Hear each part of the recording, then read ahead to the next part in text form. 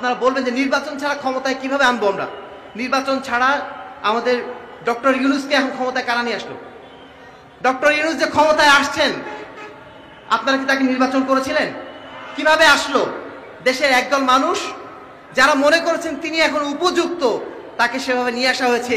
ঠিক একইভাবে যেই দেশের মানুষ ডক্টর ইউনূসের মতো লোককে দেশের ক্ষমতায় বসাতে পারে, আমরা এই দেশে লক্ষ কোটি জনতা তারা ইসলামের পক্ষে আমরা কথা বলছি।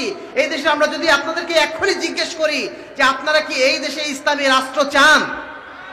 এই দেশে কি আপনারা ইসলামী রাষ্ট্র চান? এই কথা যদি আপনাদের জিজ্ঞেস করি, আপনারা এখানে শতভাগ মানুষ হাত তুলবেন, তাই না? শুধুমাত্র এখানে না, সারা বাংলাদেশে আমরা যদি এই কথা জিজ্ঞেস করি, বাংলাদেশের 80% মানুষ হাত তুলবে যে আমরা ইসলামী রাষ্ট্র চাই।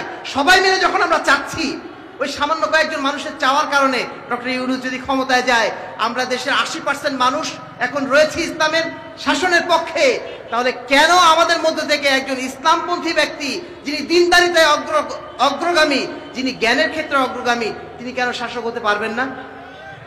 আমরা চাই এমন একজন আমির নিয়োগ করতে, এমন একজন শাসক নিয়োগ করতে, যিনি আমাদের মধ্য থেকে দিনদারিতার ক্ষেত্রে অগ্রগামী হবেন, যিনি ইসলামী শাসন ব্যবস্থা প্রতিষ্ঠা করবেন, এমন একজন আমির চাই। আমির নির্ধারণ হওয়ার পরে আমির তিনি পার্লামেন্ট সদস্য নির্বাচন করবেন এবং শুরা কমিটি তিনি গঠন করবেন। শুরা কমিটির মাধ্যম দিয়েই পরবর্তী নেতৃত্বগুলো নির্বাচিত হবে এবং সেখানে কোনো এমপি ইলেকশন যেটা এখন হচ্ছে, এই সমস্ত এমপি ইলেকশন আমরা চাই না। মোহতারাম জামাত বহুদিন আগে থেকে বলে আসছেন দল ও প্রার্থীবিহীন নির্বাচন ব্যবস্থা।